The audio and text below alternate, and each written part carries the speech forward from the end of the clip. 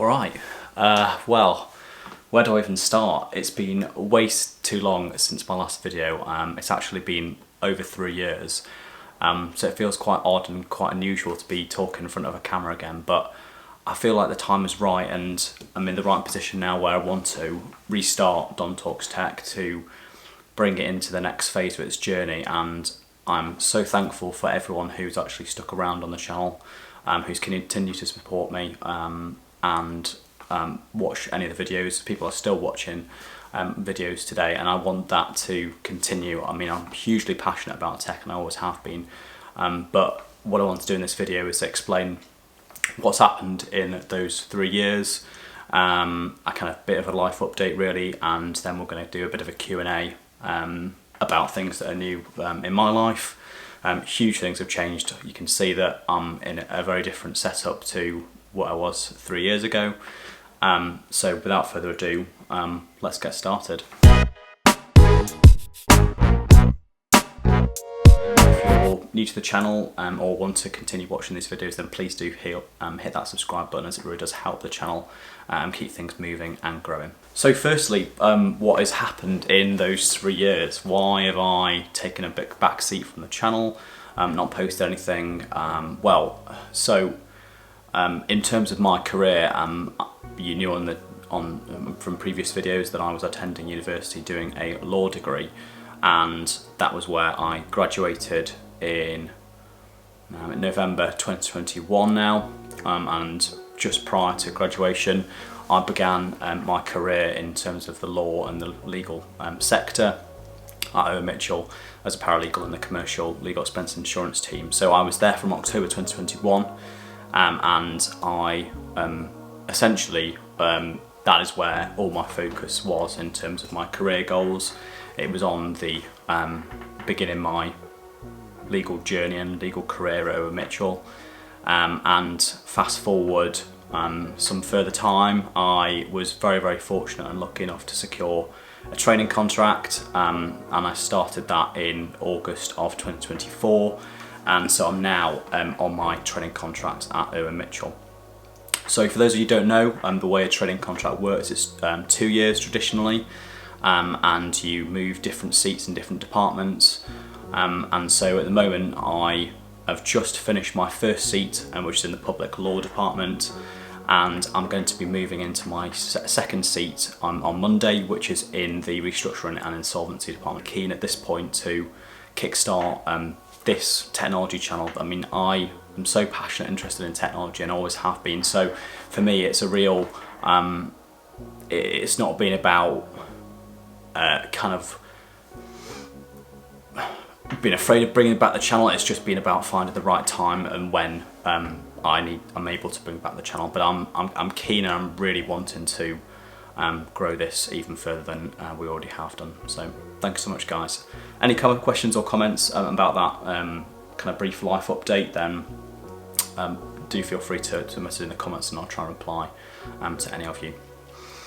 So alongside doing my training contract, I'm also doing the Solicitor's Qualifying Exam, or SQE, and so that involves a lot of studying and working in the evenings alongside doing the kind of day-to-day job at as a trainee solicitor, and so that obviously brings with it a lot of challenges, a lot of kind of restraints and time restraints, and it's a huge mammoth task. Alright, now the fun part. Let's talk about some technology, and I pulled together a couple of questions of things that I thought we could talk about in this sort of short Q&A session. I'm keen to keep this video quite short, but of course I think it'll be good to do a bit of a Q&A session about any of the kind of tech updates in my life and what things that I might be using now.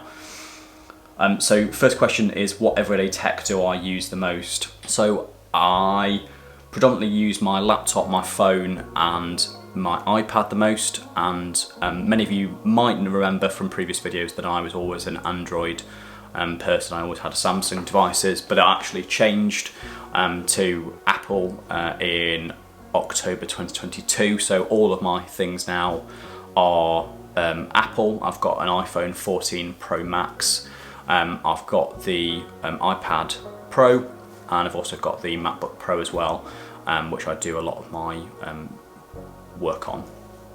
And of course including editing this video itself as well.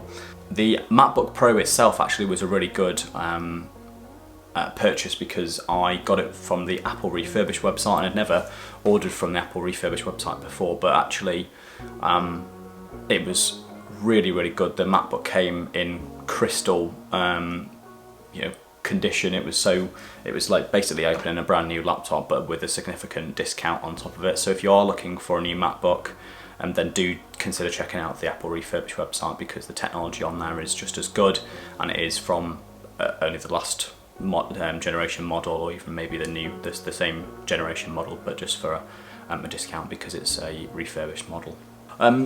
Second question, what is the most interesting technology that I'm using right now? For me, I would say that is, probably doesn't come to any surprise of anyone, but it's the AI tools. So at the moment it's using ChatGPT predominantly to assist my kind of everyday life, to improve efficiency, and I've got some videos coming up specifically talking about AI, because it's a huge topic at the moment, and I'm really keen to spread the awareness and kind of how AI can help you, what things you might consider doing with AI to better improve your workflow. Stay tuned for that video.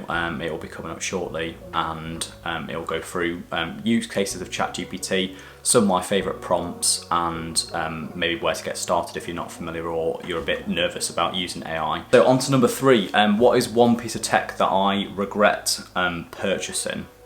For me, the piece of tech that I've actually regretted purchasing the most, and it's one that you will have noticed on the channel previously, but it was actually the Samsung Galaxy Z Fold 2, and I was really interested and really kind of thought that foldable phones would become the future and would be something that actually people, becomes mainstream.